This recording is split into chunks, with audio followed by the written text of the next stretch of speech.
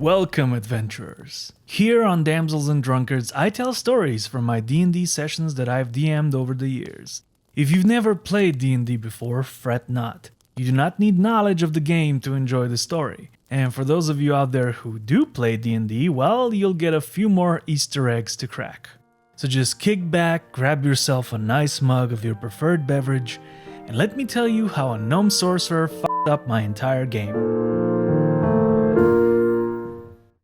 The story takes place in a crazy setting in D&D called Planescape. Now, for those of you who played that really good game from the late 90s, you know what I'm talking about. For those of you who haven't, let me give you a brief introduction. Most D&D games are played in the prime material plane, which is basically medieval times plus magic.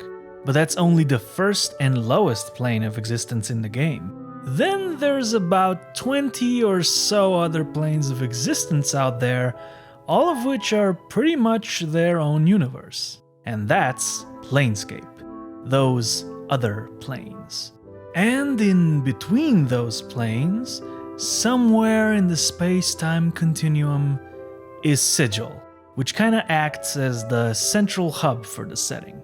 What's Sigil like? Well, first off, the whole city's built inside of a ring, which floats on top of a spire, in the middle of nowhere, aka the Outlands. Second, it's got creatures from all over the multiverse walking its streets, like devas, demons, Abishai, you name it. So how come the city isn't swirling in perpetual chaos? The answer? The Lady of Pain. An entity so powerful, even gods can't take a peek inside her city. Okay, now that you've sort of got a grasp on Sigil, let's get to the story. First, let me briefly describe the party. We had a tabaxi fighter named Creel. Tabaxis are basically cat people. Then we had a kobold rogue named Jax. Kobolds are basically tiny dragon humanoids. Oh, and he was wearing a gimp suit at the time, but that's another episode. We also had a human monk named Rosyu. Humans are basically evolved apes. And we had a special little snowflake named Rexiel, a recovering chaotic evil gnome sorcerer. Gnomes are basically assholes. So the party had just recently arrived in Sigil and they quickly realized that magic doesn't work the way it does in the prime material. Basically, when anyone tried to cast a teleportation spell, it would have unpredictable results, as in I roll on my special little table and figure out where the target of the teleportation ends up. Homebrew, guys. Homebrew. So what does Rex do? He casts a teleportation spell called Banishment on himself. Now, at this point, I'm reading the description for Banishment, and I missed the line that says that it incapacitates the target, meaning he couldn't actually cast it on himself because he'd become incapacitated and lose concentration of the spell. However, I'm a blind moron and I missed that line. So, in my vast ignorance, I decreed that whoever he cast the spell on will be teleported to a random plane of existence for 1 minute. Could be somewhere in Sigil, could be the 9 hells of Baator. So, of course, he casts it on himself to try it out. I roll on my table and he ends up blasting flying mountains in limbo. After a minute, he comes back, so of course now he wants to cast a spell on the rest of the party members cause, you know, blasting mountains in semi-space is fun. So he casts it on each party member one after another, and luckily they don't end up in any really bad places and just get a nice sneak preview of the planes. It was all well and good, and then Thousand Eyes walked in. Thousand Eyes was basically this blind old prophet who got the party to Sigil in the first place because plot reasons. So he's basically explaining the party's next task, and then Rex cuts him off and asks if he can cast Banishment on him. Thousand Eyes, surprised, just asks him why he would want to do that, and Rex tries to convince him that it'll be fun. So I say that if he wants to convince him, Rex should make a persuasion check. And of course, he gets a natural 20, which is the best possible result. So, Thousand Eyes reluctantly agrees and Rex casts Banishment on him. So at this point, no one knew where he went. And Rex, being the bastard that he is, doesn't drop concentration on the spell and waits the whole minute, which in D&D terms equals 10 rounds of turn-based combat. So, after a minute, Thousand Eyes returns, his clothes burnt, and he's just seething with anger. Because guess what? Rex sent him to the Abyss, which is basically an entire plane of existence filled with all sorts of demons. So now, Rex is trying to calm him down while Thousand Eyes is pretty much prepping to throw a fireball in Rex's face. Somehow, Rex manages to calm him down, and then he asks if he can banish him again. So I call for another persuasion check, with disadvantage this time, meaning it's much harder. And he succeeds.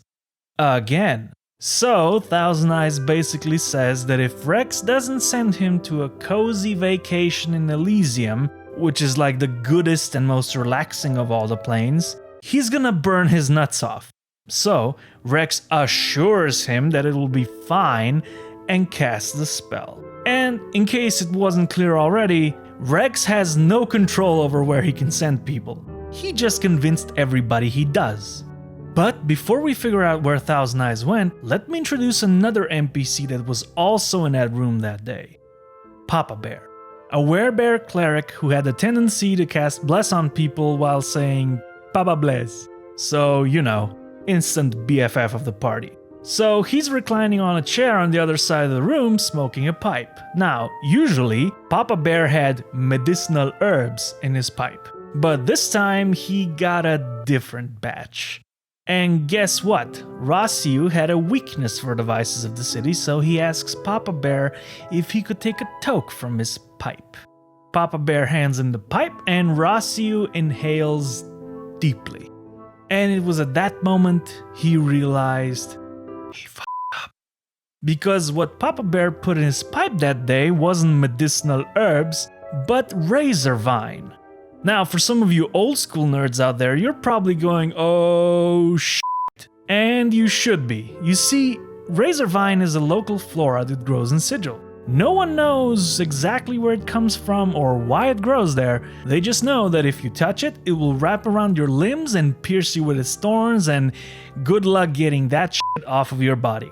Now, if you put razor vine in a pipe and smoke it, who knows what happens? I do. So at this point, I tell Rossiu to make a Constitution saving throw to try and resist the effects.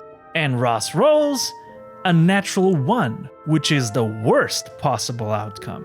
So his vision blurs a little bit, and he takes a look around the room, and now he thinks that everyone around him is a demon. So of course, he starts losing his shit, and at the same time, Thousand Eyes returns. So guess where Thousand Eyes went this time? Pandemonium, the plane of lunatics, madmen, and infinite insanity. Insane in the plane, if you will. So when Thousand Eyes comes back, he's got this crazy blank stare on his face. And before Rex gets a chance to ask him where he went, he just casts a fireball in the middle of the room, burning everyone and everything. Now we're in combat. And guess who gets the highest initiative roll?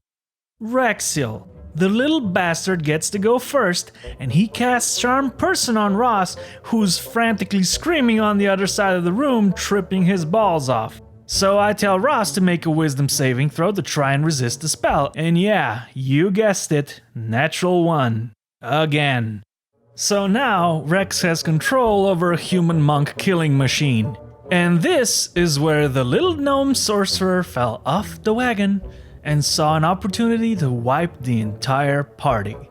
So I ask what orders he gives to Ross, and he goes, kill them all.